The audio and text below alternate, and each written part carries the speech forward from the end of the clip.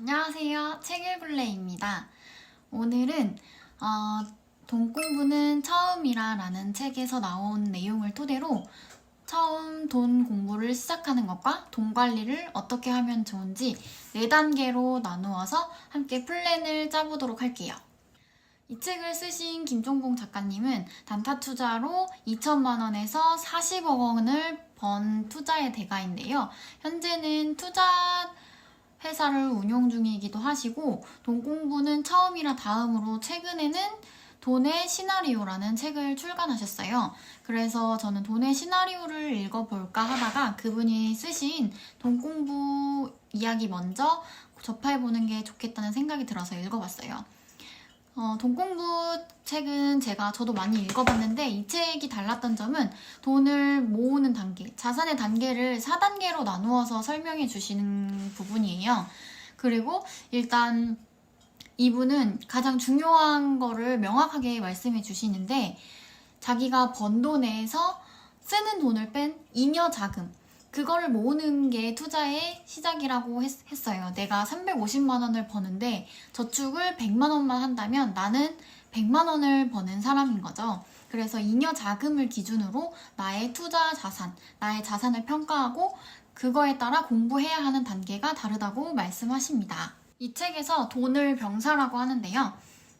우리가 지금은 회사에서 상사랑도 손님이랑도 우리 대신해서 나중에 우리를 위해 싸워줄 병사, 즉 돈을 만들어 놓고 그리고 그 병사에게 어디서 싸우게 할지 어떤 무기를 쥐어줄 것인지 결정해야 한다고 말합니다. 첫 번째 단계는 잉여 자금을 모아가는 첫 단계로 0원에서 1000만 원까지의 구간을 말하는데요.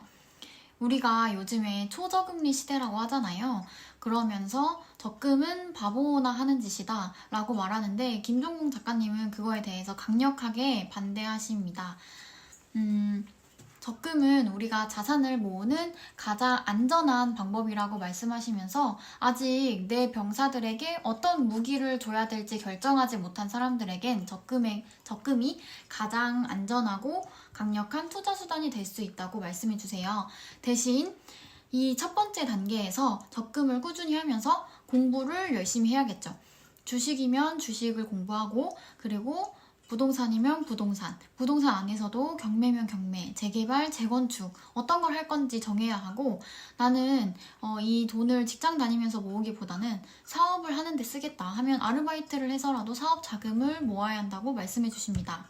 그리고 2단계는 1000만 원에서 1억 원까지의 구간으로 지금까지 1단계에서 우리가 주식이든 부동산이든 공부를 했잖아요. 그러면 그 1000만 원을 가지고 주식을 테스트하거나 아니면 부동산을 테스트하거나 1000만 원을 가지고 쪼개서 분산으로 운용을 하면서 100만 원으로 먼저 주식 투자를 해보고 100만 원으로 경매를 한번 넣어보고 일단 경험을 해보는 단계입니다.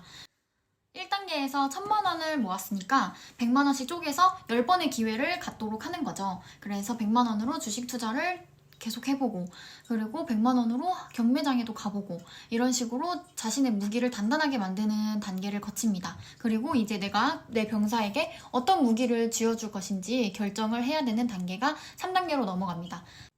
3단계에서는 내 무기를 얼마나 단단하게 할 것인지 나를 세우는 단계라고 생각하시면 됩니다. 이 관계에서 나를 세우면서 5억 원까지 모으는 게 3단계입니다.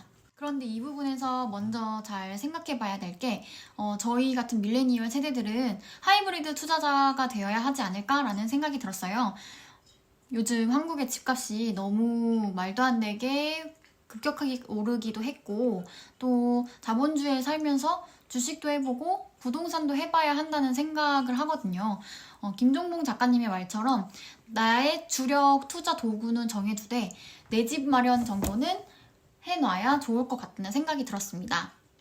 그리고 4단계는 앞으로 이제 5억을 모았으면 하던 대로 투자해도 어느 정도 먹고 살만은 할 거라고 말씀을 하시더라고요.